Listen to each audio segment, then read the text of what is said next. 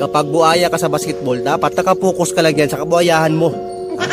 Bakit mo pa kailangang ipasa yung bola sa mga kasama mo kung pwede mo namang itira? Ha? Buhaya ka, di ba?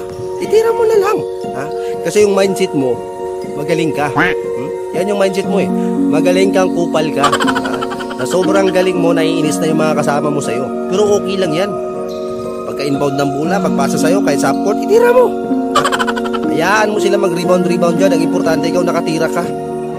Bakit mo pa kailangan ipasa? Wag na. Wag ka nang mahiya. Makapal na yung mukha mo eh. Dagdagan mo na lang ng kundi. Ganun lang yung mindset. Focus ka. Pagpasa sa'yo ng bola, itira agad.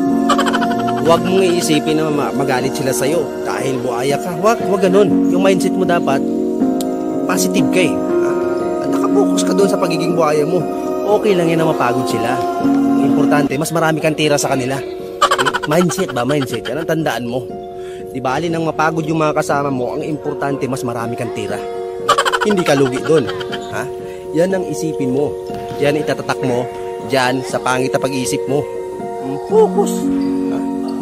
Kasi nga, buhaya ka eh. Nandun ka na eh. Kulang na lang buntot sa'yo eh. Ha?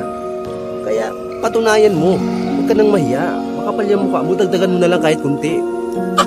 Okay lang yan na magalit sila sa'yo. Huwag ganun, huwag mo silang patulan.